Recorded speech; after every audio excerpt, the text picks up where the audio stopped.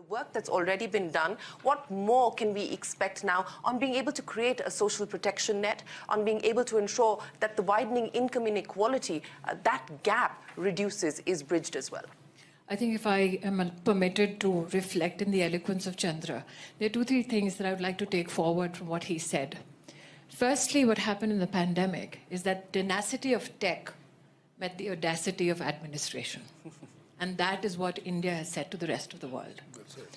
And when you talk about inclusive growth, when you talk about social security, what the Prime Minister has done is that he has re-strategized how you look at welfare. And through his policies, and the only part that I'll differ from the eloquence of Chandra is that there is no shotgun pronouncement of outlays. There is a strategic pathway that is designated before the money is put to the number or the plan. So when I talk about social security, as you've so pronounced it, Prime Minister Modi looked at it from a social investment point of view, and that is a reorientation in governance that hasn't happened before. How did it play out? Chandra speaks about the consumption levels in Tier 4 levels of our country. How did that consumption get fueled?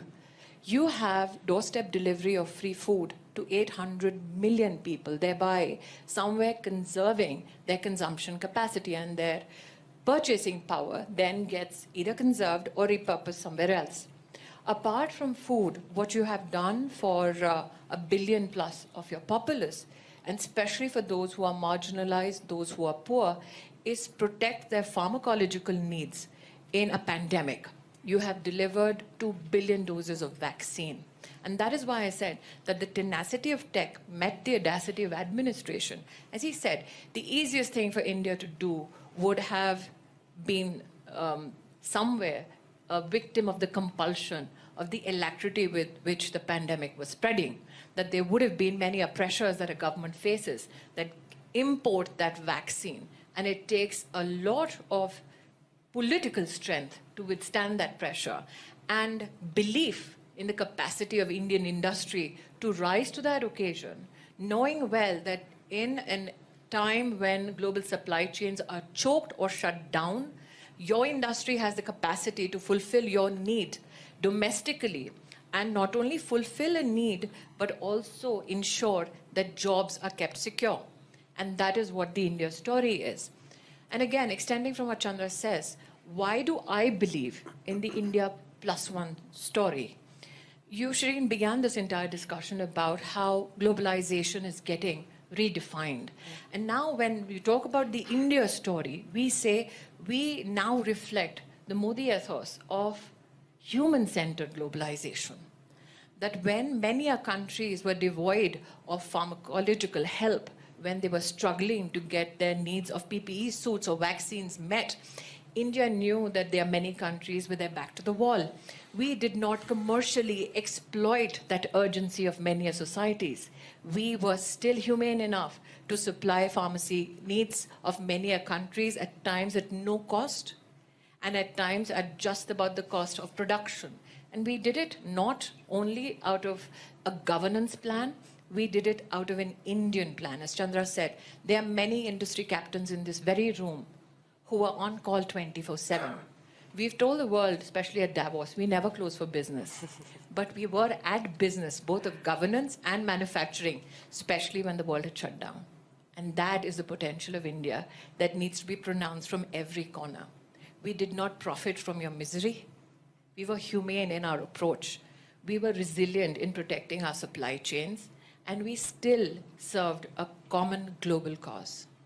Well, thank you very much for that very eloquent insight into the audacity of administration and, of course, the convergence with technology. But, Mr. Vaishnav, let me address the issue of opportunities that Chandra spoke of, as well as some of the unrealized potential. And that gap is fairly large, and that is what the aspiration is, that we will be able to bridge that gap.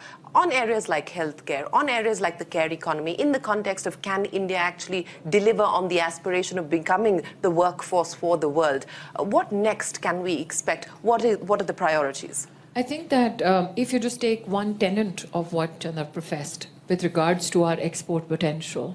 And if, as he says, we fire off and execute from a rural perspective, what are our prospects? So let me, apart from health, dip into one very basic work ethic. We have seen in the history of our country that when you do a rural employment guarantee program, there is a work ethic which says you show up, you sign, and you'll get that money. What Prime Minister Modi did was you show up, you build capital assets for the rural infrastructure story, you get the money, and you keep showing up. We keep building that infrastructure at the grassroots, and the story goes on. Apart from health, and let me just bring your attention to a ministry called the Cooperative Affairs Ministry. The Cooperative Ministry, just a week and a half ago, pronounced 3 very ambitious plans, but as you know, Prime Minister Modi, once he announces it, he ensures that he meets the goals that have been set. What are those plans about? They are a reflection of exactly what Chandra says. How do you fire up the export potential of your agronomic society, where you're not focused only on agro-processing, but you also take it a bit earlier than that and look at pre-processing opportunities, which means what you're telling the world is in India, investment opportunities exist not only amongst the big players, but we are creating opportunities at the grassroots also. What is the work ethic apart from building capital assets that we have seen? Again, apart from health, let me give you the story of the self-help groups.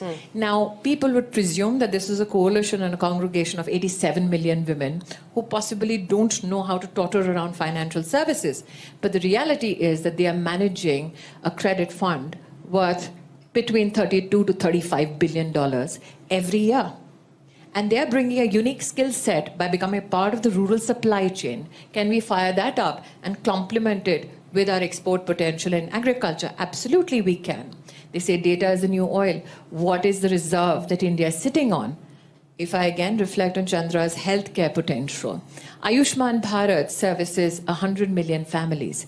If there is 4 persons per family, that means just our very rudimentary health plan services 400 million Indians and services them through physical infrastructure and digital services.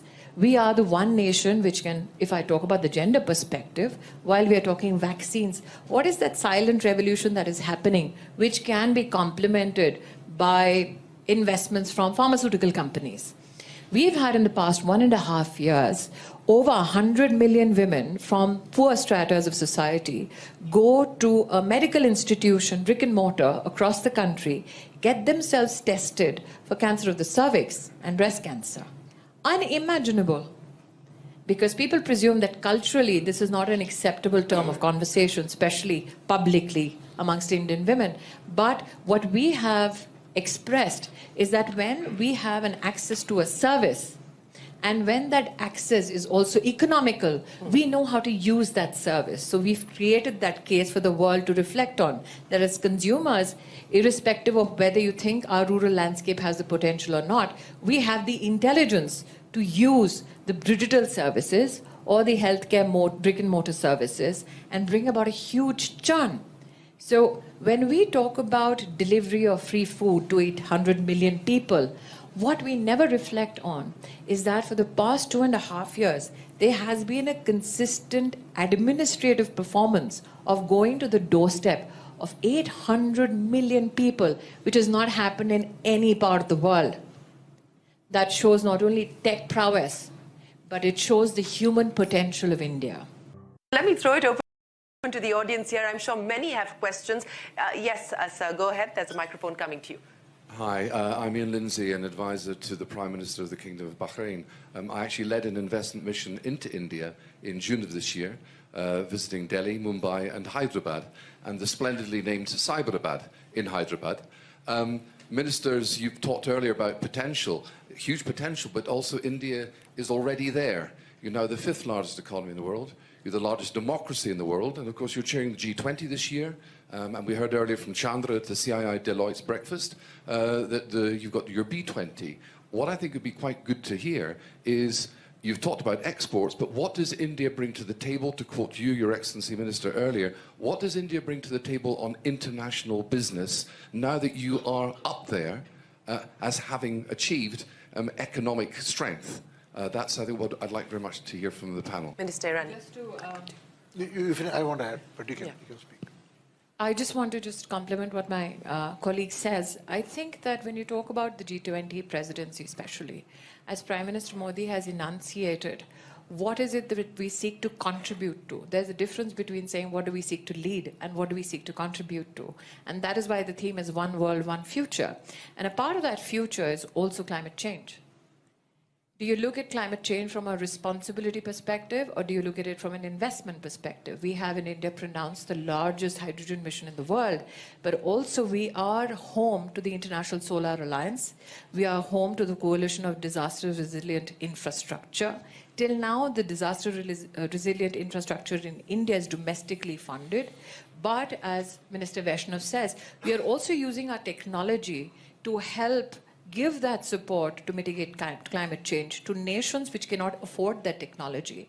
Prime Minister Modi has opened up the space sector, but now we lead ISRO and its collaborative efforts with many countries who cannot afford that kind of a space program to specially combat climate change.